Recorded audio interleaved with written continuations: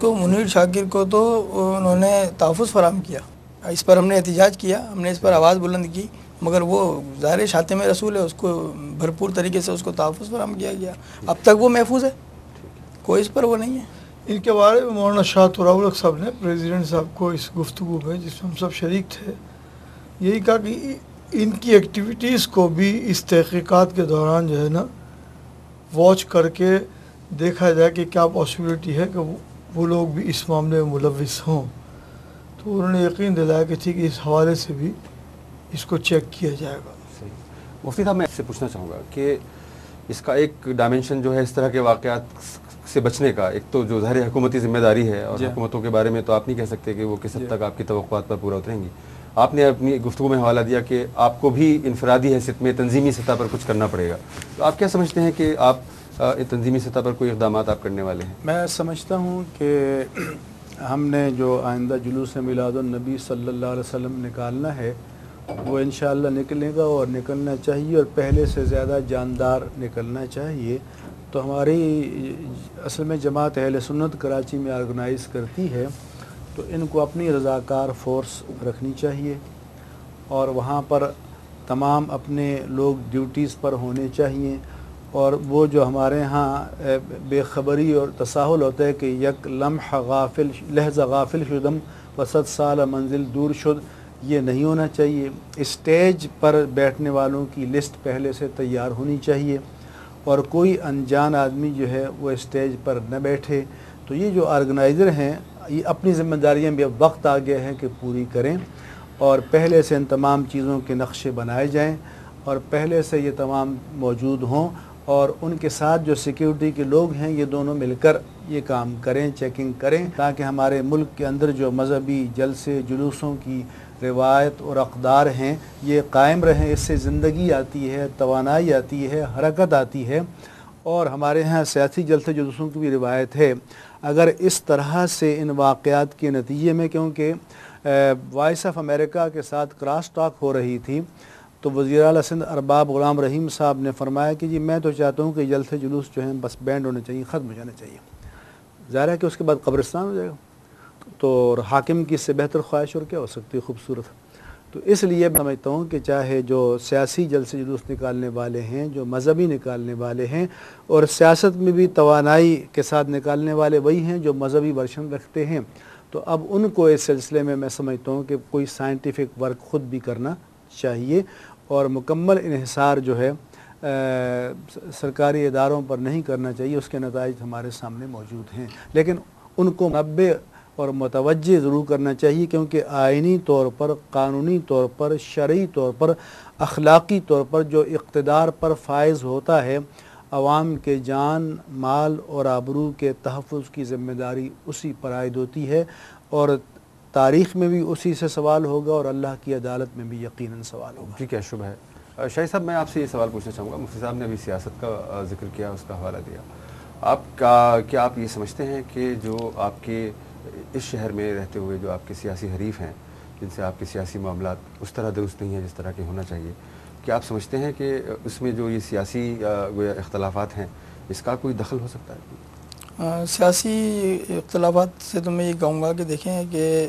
سیاسی عمل جاری رکھنے کا ہر ایک کو حق ہے، صحیح ہے۔ اگر کوئی اس شہر پر یا اس صوبے پر یا اس ملک پر جو ہے یہ باور کرائے کہ ہمارے علاوہ کوئی بھی نہیں ہونا چاہیے، تو یہ پوری کراچی کی تاریخ آپ اٹھا کر دیکھیں، 20 سالہ تاریخ اٹھا کر دیکھیں، مطلب کوئی بھی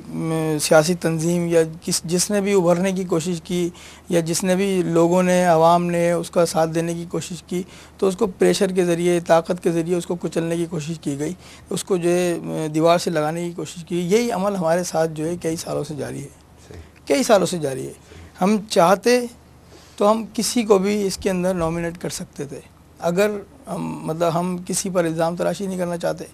ہم کسی پر جو ہے جھوٹا الزام لگانا نہیں چاہتے، ہم کسی کو بھی انتقام کا نشانہ بنانا نہیں چاہتے، ہم چاہتے ہیں کہ اس جو سانحہ نشتر پر کے حقائق سامنے آئے۔ جہاں تک یہ تعلق ہے کہ ہمیں جو ہے سیاسی جو ہماری مخالفت ہے، تو مخالفت ہم نے شروع نہیں کی، یہ ایک میٹنگ میں نہیں بلکہ بارہا کہ جتنی بھی مطلب جو اداروں سے یا جتنے بھی وزراء سے جو بھی لوگ حکمران ہیں ان سے جتنی بھی ہماری بات چیت ہوئی مذاکرات ہوئے ہیں تو اس میں ہم نے یہ کہا کہ کسی بھی طرح جو بھی جھگڑا کہیں ہوا، کہیں اگر کوئی قتل و غارت گری ہوئی، کہیں اگر کسی کو کوئی نقصان ہوا تو کوئی یہ بتا دے کہ سنی تحریک نے اس کی پہل کی ہے. کوئی آج تک اس کا جواب نہیں دے سکا. خود وزیر داخلہ رؤوف صدیقی نہیں دے سکے اس کا جواب. ہم نے بتایا کہ ہم نے پہل کبھی کی ہو، ہمیشہ ہمیں نقصان دیا گیا، اس کا ہم نے جواب نہیں دیا کیونکہ ہم قتل و غارت گری کے قائل نہیں ہیں، ہم دہشت گردی کے قائل نہیں ہیں، ہم قانون پسند لوگ ہیں. ہم نے ہمیشہ قانون کا دروازہ کھٹکھٹایا. تقریباً 400-450 صفحات پر مشتمل ہم نے جو ثبوت پیش کیے، جو ہم نے جو 1.5 سالہ عرصے میں ہمارے ساتھ جو ظلم ہوا، زیادتی ہوئی، ہمارے لوگوں کو جو ہے نشانہ بنایا گیا. ہم کوئی کراچی کی تنظیم تو نہیں ہے، ہم حیدرآباد کی تنظیم تو نہیں ہے. ہمارا کام تو پشاور میں بھی ہے. جب کہیں ہم احتجاجی مظاہروں کی کال دیتے ہیں اپنے مرکز سے تو پورے ملک میں احتجاجی مظاہرے ہوتے ہیں. آپ کی شکایت پر صدر مملکت نے کیا کہا آپ سے؟ انہوں نے کہا کہ مجھے نہیں پتا تھا کہ یہ سب کچھ ہو رہا ہے، ہم اس کے لیے جو ہے اس کو دیکھیں گے. انہوں نے جو ہماری جو درخواستیں تھیں، جو کچھ بھی تھا، انہوں نے ہم سے وصول کی اور اس پر ہمیں یقین دلایا. پھر ہم نے آپ کی حالیہ ملاقاتوں میں بھی ریفرنس آیا، یہ کہیں حوالہ ہے اس بات کا؟ حالیہ ملاقات سے اس سانے کے بعد جو ملاقات ہوئی اس میں کہیں حوالہ ہے؟ اسی میں میں نے پوری جو ہے مطلب جو تقریباً آدھے گھنٹے 35 منٹ کی جو مطلب گفتگو کی تھی، ہم نے سب باتیں اس میں سامنے رکھی. ہم نے ان کے سامنے بولا، برملا اس کا اظہار کیا، کیونکہ ہم نے جو درخواستیں دی ہیں ہم نے بالکل نومینیٹ کیا ہے ان درخواستوں میں. آپ کیا سمجھتے ہیں؟ یعنی بعض لوگوں کا، بعض حلقوں کا خیال ہے کہ شاید آپ کے جو اختلافات ہیں اس کی بنیادی وجہ یہ ہے کہ جو ایم کیو حقیقی کے لوگ ہیں ان کی کافی بڑی تعداد جو ہے وہ سنی تحریک میں ہے. تو ہاں، تو اس پر تو یہ ان کے متحدہ قومی موومنٹ کی قیادت ہمارے دفتر میں آئی. ہم نے یہ بات بھی انہوں نے ہمیں سامنے رکھی. ہم نے مطلب کوئی بھی یہ ثابت کر دے، آپ ہمیں لسٹ دے دیں کہ کون سے لوگ ہیں جو حقیقی سے سنی تحریک میں آئے ہوں، آپ ہمیں لسٹ دے دیں. ہم نے بولا ہم ایسے بے شمار لوگوں کی لسٹ دے سکتے ہیں. میں نے صدر پاکستان کو بھی یہ بات کہی تھی، ہم ایسے بے شمار لوگوں کی لسٹ دے سکتے ہیں تو جو جہادی تنظیموں سے واسطہ رکھتے تھے، ان کے تعلق تھے، جن پر پابندیاں لگا دی گئیں، جنہوں نے دہشت گردیوں میں جو ملوث رہے، ان کی ہم لسٹ دے سکتے ہیں سینکڑوں ہزاروں کی تعداد میں. بات کرے کوئی ہم سے آ کر، ہم نام بائی نیم دیں گے، ان کے نام دیں گے، ان کے باپ کے نام دیں گے، ان کی تنظیمی وابستگی دیں گے جو تمہارے ساتھ موجود ہیں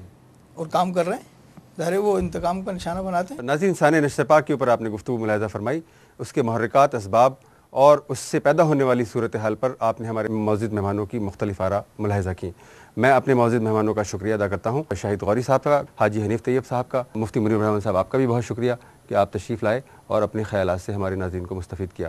ناظرین، سانحہ نشتر پارک ایک ایسا سانحہ ہے جو ہمارے اجتماعی شعور سے کبھی بھی محو نہیں ہو سکے گا. ستیزہ کار رہا ہے ازل سے تا امروز، چراغ مصطفی سے شرار بلہبی. اپنے میزبان شاہ نواز فاروقی کو اجازت دیجیے. اللہ حافظ.